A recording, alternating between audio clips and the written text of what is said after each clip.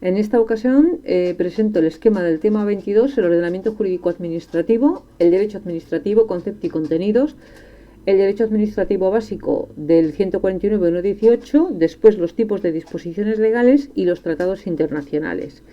Yo esto lo he organizado en 4 epígrafes, creo. A ver, voy a comprobarlo. Sí, el primero, que recoge el ordenamiento jurídico-administrativo, el derecho administrativo, concepto y contenidos. Bueno, pues yo he destacado como noción de derecho administrativo es aquel derecho de naturaleza estatutaria que regula, y esto es importante, la actuación o funcionamiento de la administración pública cuando actúa como sujeto de derecho público, es decir, cuando actúa en el uso de sus facultades, prerrogativas o potestades. Y la diferencia entre facultades, prerrogativas y potestades está descrita en el tema 19, creo recordar. El segundo punto a destacar de este primer epígrafe es que se produce un desplazamiento del derecho común, es decir, la existencia del derecho administrativo genera un corpus, genera un corpus que desplaza al derecho común en la aplicación material de aquellas materias, por eso es material, de aquellas materias en las que actúa la administración pública como sujeto de derecho público. Caracterizado porque tiene un sistema propio de fuentes y porque genera un corpus jurídico propio, incluyendo principios generales del derecho propio, jurisprudencia propia, etc. Y el tercero de los elementos que caracteriza al derecho administrativo, o incluso se puede considerar como contenido, es que incluye unas potestades exorbitantes. He puesto A, trae causa del 103.1, porque el 103.1 de la Constitución nos dice que la Administración sirve con objetividad a los intereses generales.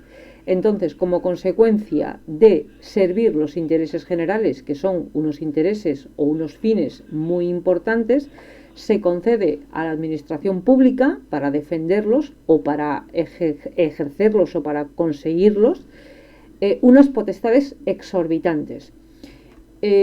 ¿Cuál es la consecuencia de estas potestades exorbitantes? Que necesitan unos instrumentos de control bastante estrictos, tanto en vía administrativa como en vía judicial. Esto nace del 106.1 en la vía judicial, y la vía administrativa, pues aquí lo explico. Bueno, lo pongo en plan esquemático.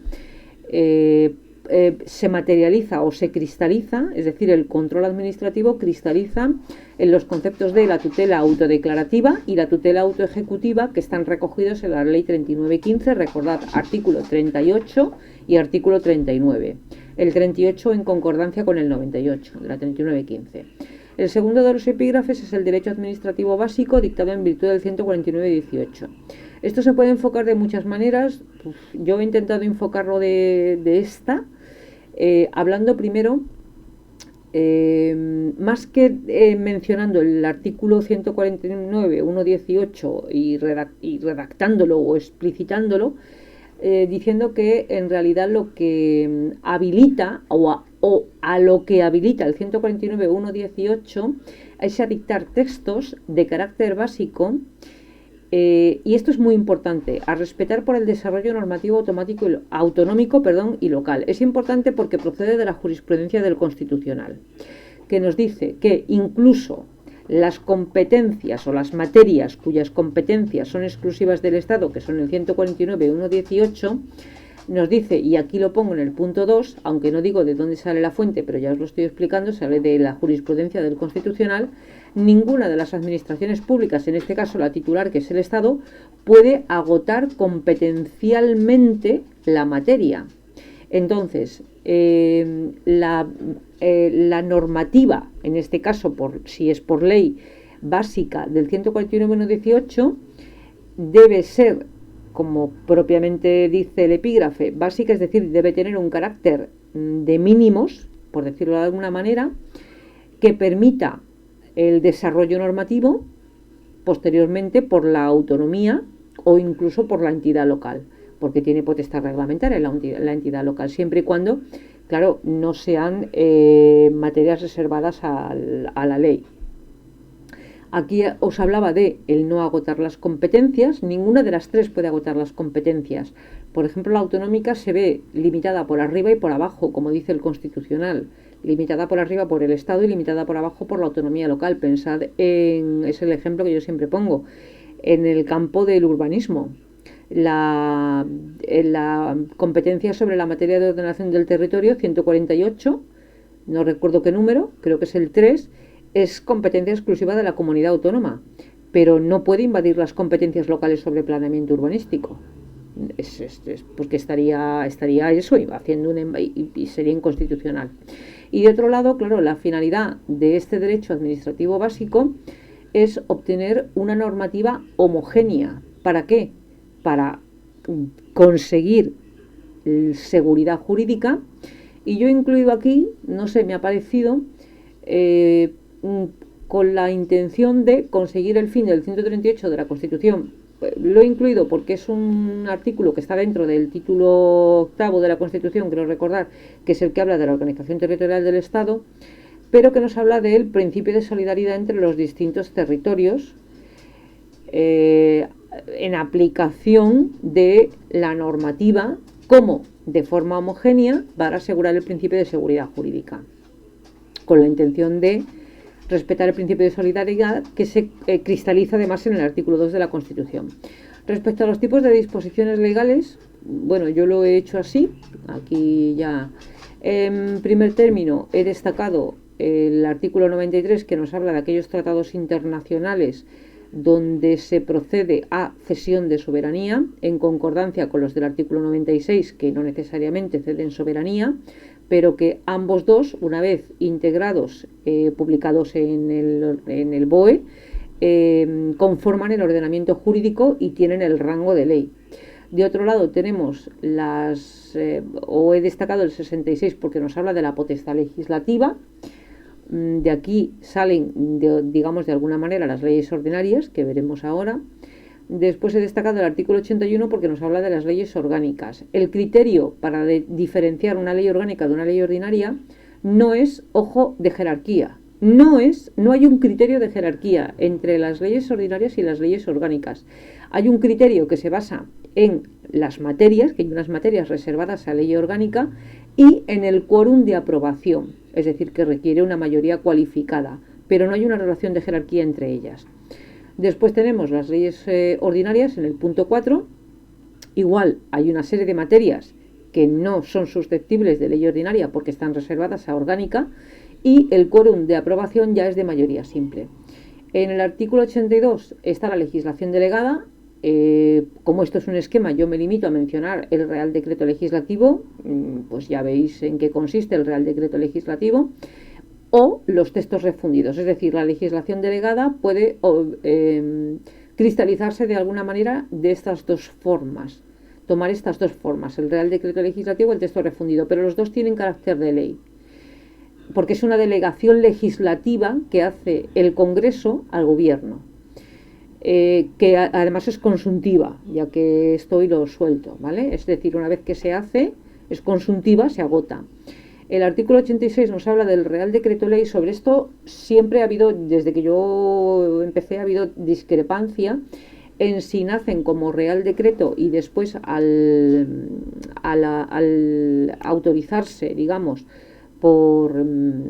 en las Cortes, en el Congreso concretamente, se convierten en ley o si nacen directamente como ley. Yo me inclino, después de mucho leer y mucho pensar, porque nacen directamente como ley. ¿Por qué? Porque la Constitución dice que el Gobierno, en situaciones de necesidad, podrá dictar disposiciones legislativas provisionales. Es decir, ya nacen, aunque sea de forma provisional, nacen con el adjetivo de legislativas. Son disposiciones legislativas. Por eso yo las incluyo como disposiciones legales o dentro del grupo de las disposiciones legales. ¿Qué ocurre si después no se convalidan en el Congreso? Pues que yo creo que nos encontramos con una especie de proyecto de ley fallido que no llega a término. Pero si se convalidan en el Congreso, ya sabéis esto cómo va, no, es un esquema, no lo voy a explicar, pues yo considero que es que han nacido como ley. Después tenemos, me parece importante destacar, esto ya lo dejo a discreción de cada uno, el artículo 150.1 de la Constitución, que nos habla de la ley marco. Ya sabéis, dice, el Congreso o las Cortes podrán conferir a una comunidad autónoma la potestad para dictar normas con rango de ley, se especifica, sobre una materia específica, etcétera, etcétera. El 150.2 de la Constitución nos habla de las leyes de transferencia o delegación, pues es eso, una ley de delegación, con todo lo que conlleva una delegación, y el 153 que nos habla de las leyes de armonización. Estas las dicta el Estado para este fin: homogeneidad, seguridad jurídica, 138, principio de solidaridad. Y por último, el epígrafe de los tratados internacionales. Yo he destacado el artículo 93 porque son aquellos tratados internacionales que implican cesión de soberanía, por lo tanto requieren autorización previa por ley orgánica. Esto es necesario explicarlo un poco más, pero esto es un esquema. El artículo 94 nos habla de otros tratados internacionales que pueden implicar modificaciones normativas internas, incluso de la Constitución, es decir, previa autorización de las Cortes. Estos requieren previa autorización de las Cortes, pero no mediante ley orgánica, es decir, el procedimiento de adopción del acuerdo no requiere el quórum de la ley orgánica, aunque requiere autorización de las Cortes, pero no con el quórum de la ley orgánica. ¿Qué ocurre? Que estos tratados internacionales, que se adoptan de acuerdo al procedimiento del artículo 94, generan un corpus jurídico compuesto por normas, o que en el caso de que se trate de normativa derivada de la UE, estamos hablando de compuesto por la normativa derivada de la UE. Acordaos de, no recuerdo el número del tema, pero se hablaba de las disposiciones normativas de la Unión Europea, y se hablaba de la normativa originaria y la normativa derivada. La normativa originaria estaba constituida o compuesta por los tratados fundacionales y sus modificaciones, y la normativa derivada eran todos aquellos instrumentos jurídicos, desde las directivas, pasando por primero los reglamentos, luego las directivas, luego las disposiciones, luego los informes, quiero recordar, en fin, que lo que hacían era desarrollar la normativa originaria. Bueno, pues la normativa originaria entra en el artículo 93 porque son tratados fundacionales que implican cesión de soberanía, pero la posterior normativa derivada de la UE, no derivada, entendida, normativa derivada, que surge de la UE, no que se deriva de la UE. Vale.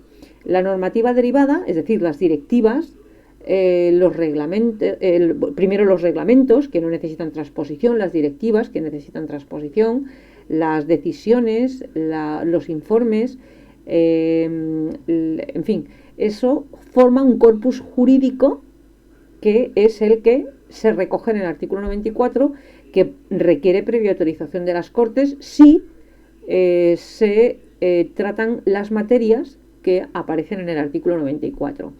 Y lo que quería decir es que puede requerir revisión constitucional, ¿vale? Porque recordad que en el mismo tema se hablaba de la relación entre el derecho interno y el derecho europeo, y se decía que el derecho interno, uno de los tres principios que lo caracterizaban era el principio de jerarquía o el principio de primacía, con lo cual si había alguna norma interna, incluida la Constitución, que se oponía a lo dispuesto en el derecho originario o en el derecho derivado, dependiendo del tipo de derecho derivado, debía haber una modificación de la normativa interna. Pues se refiere a eso, a una revisión constitucional o incluso normativa. Y por último, el artículo 96 de la Constitución, que es ya el que nos dice cómo, consecuencia de la publicación, entran a formar parte del ordenamiento jurídico y tienen ya el carácter de legislación interna.